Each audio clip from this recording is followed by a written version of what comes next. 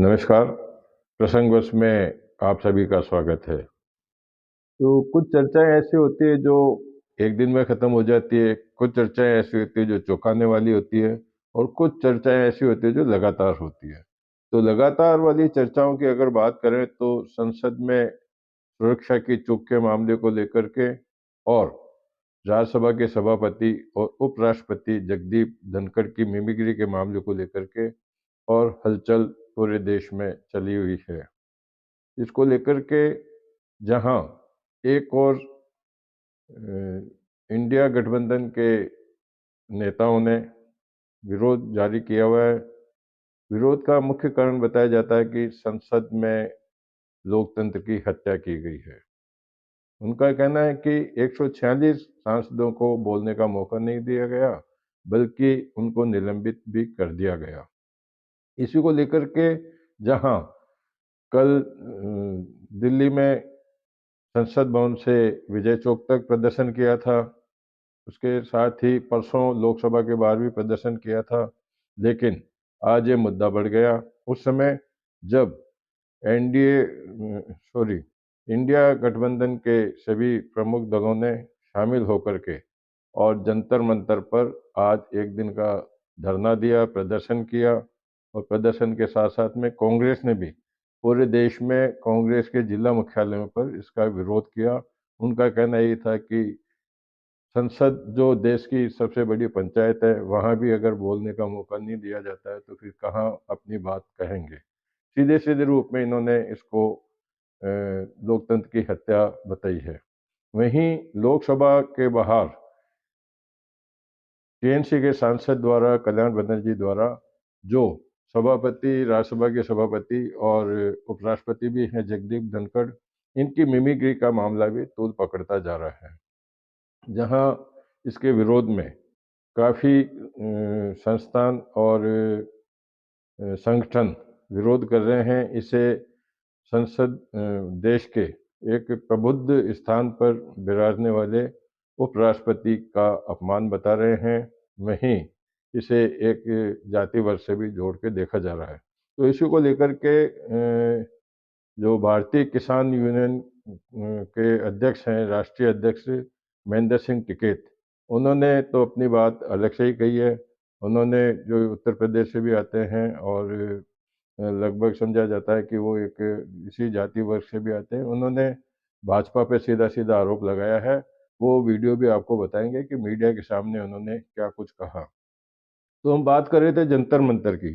तो जंतर मंतर की बात करें तो जिस जंतर मंतर पर राष्ट्रीय कुश्ती संघ के अध्यक्ष बृजभूषण सिंह के को लेकर के उन पे यौन शोषण के आरोप लगाने को लेकर के जब महिला पहलवानों सहित अन्य देश भर के पहलवानों ने वहाँ 2.5 से 3 महीने तक प्रदर्शन, धरना आदि किया था।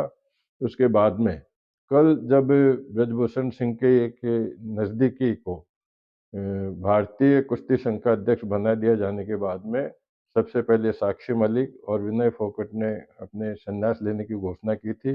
इसके बाद में ही आज बजरंग पूनिया जो एक जिनको पद्मश्री से सम्मानित किया गया था, उन्होंने भी आज अपना पद्मश्री का जो उनको पुरस्कार दिया गया था, उन्होंने ट्वीट करके उसको लौटाने के लिए कहा है कि वो प्रधानमंत्री को पत्र लिखा उन्होंने और वो अब ये पद्मश्री का जो उनका अवार्ड है, वो उसको लौटाएँगे।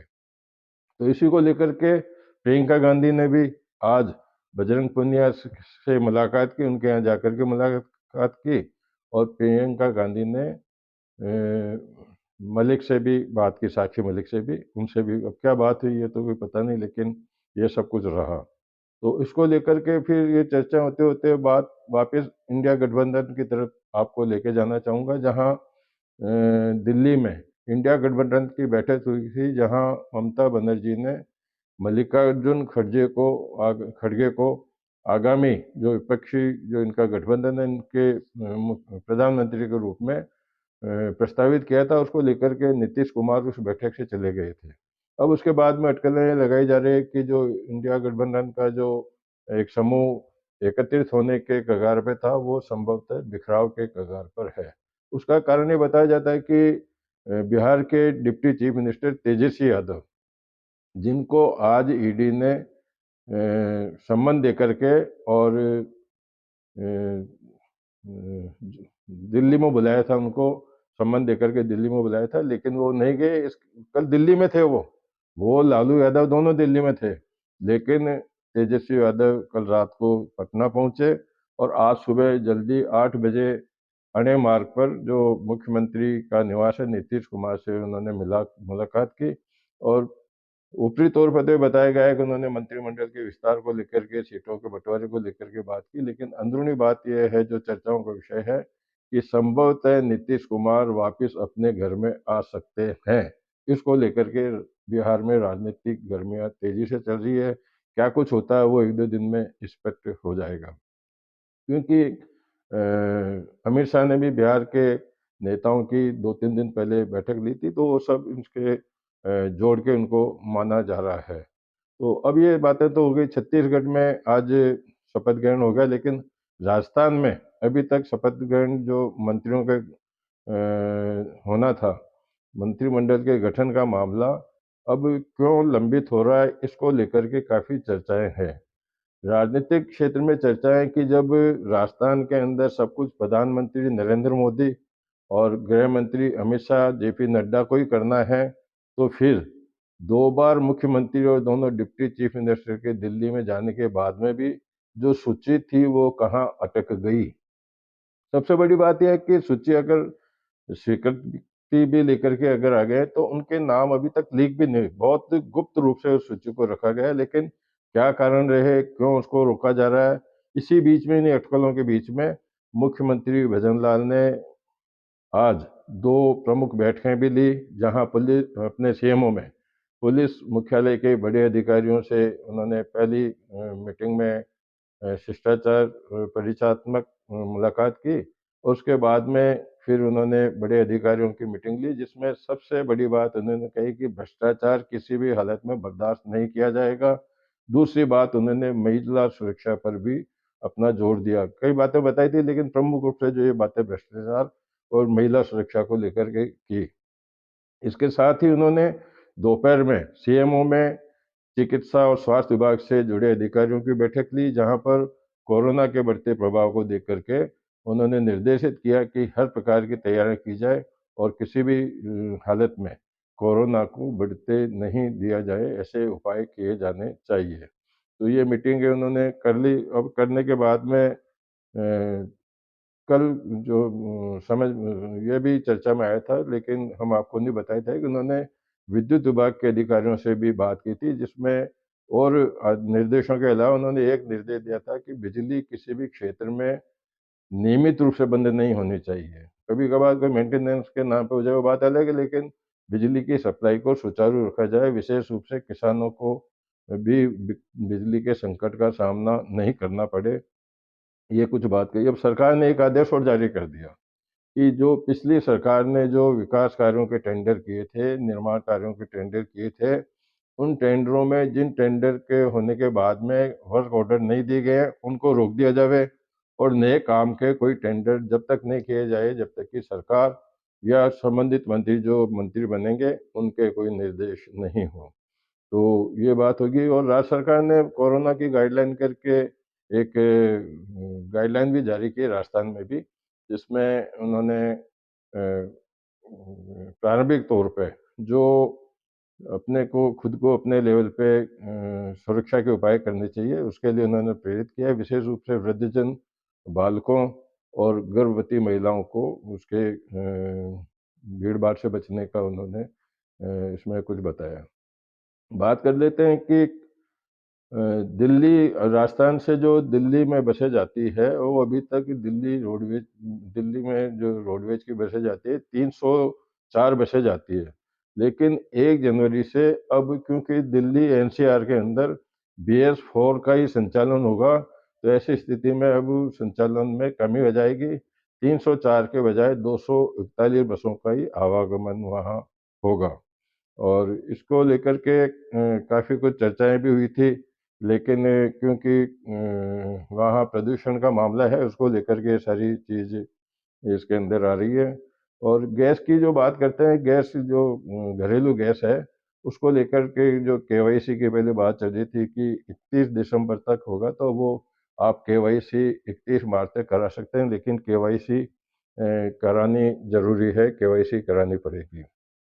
बात कर लेते हैं जहाँ एक और किशनगढ़ का जो एक बहुत बड़ा एयरपोर्ट था, जहाँ से पूरे हिंदुस्तान की कनेक्टिविटी हो गई थी। कहने को तो इंदौर, दिल्ली, अहमदाबाद, बॉम्बे, पुणे, हैदराबाद यहाँ की फ्लाइट चल रही थी, लेकिन यहाँ से इंडिको और स्पाइसजेट ने कनेक्टिविटी ऐसी कर दी थी कि किसी को दिल्ली से भी आगे जाना हो तो वो उसी कनेक्टिविटी से जा सकता था। तो यहाँ का एयरपोर्ट तो ठप पड़ा हुआ है, लेकिन अब क्योंकि भाजपा की सरकार आ गई है, यहाँ भी भाजपा की सरकार है, केंद्र में भी भाजपा की सरकार है, तो कोटा में जो हवाई अड्डे का मामला था वो काफ़ी तेजी से आगे बढ़ रहा है। इसको लेकर के राजस्थान सरकार ने राज्य नागरिक इसको मंत्रालय को 39.92 करोड़ रुपए देने की स्वीकृति दे दी है। समझा जाता है कि यह कार्य अब शीघ्रता से होगा और लोकसभा चुनाव से पहले वहाँ से हवाई सुविधाएं शुरू हो सकती है। बात करते हैं कि बड़े अधिकारी भी किस तरह से एक प्रेरित करते हैं। तो उत्तर प्रदेश में हाथरस जिले में डिस्ट्रिक्ट मजिस्ट्रेट है अर्चना वर्मा। उन्होंने डिस्ट्रिक्ट मजिस्ट्रेट, उनको कोई कमी नहीं किसी चीज़ की, वो अपने बच्चों को चाहे जहाँ पढ़ा सकते हैं, लेकिन उन्होंने अपने 2 साल के बच्चे को हाथरस के एक गांव के अंदर आंगनबाड़ी केंद्र में पढ़ने के लिए वहां भेजा है। ये एक प्रेरणादायक बात है, इससे सबको प्रेरणा भी लेनी चाहिए। तो ये सारी बात है। बात कर लेते हैं अब आप पार्टी के सांसद संजय सिंह की। तो संजय सिंह भी दिल्ली शराब कांड वाले मामले में जेल में बंद हैं। तो आज कोर्ट ने उनकी जमानत याचिका को यह कहते हुए रद्द कर दिया कि क्योंकि उनके शराब कांड में लिप्त होने के कई सबूत मिले हैं, ऐसी स्थिति में जमानत याचिका का कोई प्रश्न ही नहीं उठता। तो ये सारी बातें हैं इसी को लेकर के, और हमने आप जो चर्चाएं की है, अब आने वाले समय में क्या कुछ होता है। लेकिन मंत्रिमंडल के बारे में यह बताया जा सकता है कि जिस तरह से भजनलाल शर्मा का नाम चौंकाने वाला आया था, उसी तरह से कुछ चौंकाने वाले नाम के साथ में और मंत्रिमंडल का किसी भी समय विस्तार विस्तार तो क्या गठन किया, विस्तार तो इसलिए नहीं कि अभी तो 3 ही है, दो डिप्टी सीएम, तो गठबंधन वाली बात का भी पटाखे शीघ्र ही होने की संभावना है। वीडियो आप अवश्य देखिएगा। नमस्कार। कल फिर नई चर्चाओं के साथ में आपके सामने होऊंगा। तब तक के लिए विदा दीजिए। नमस्कार।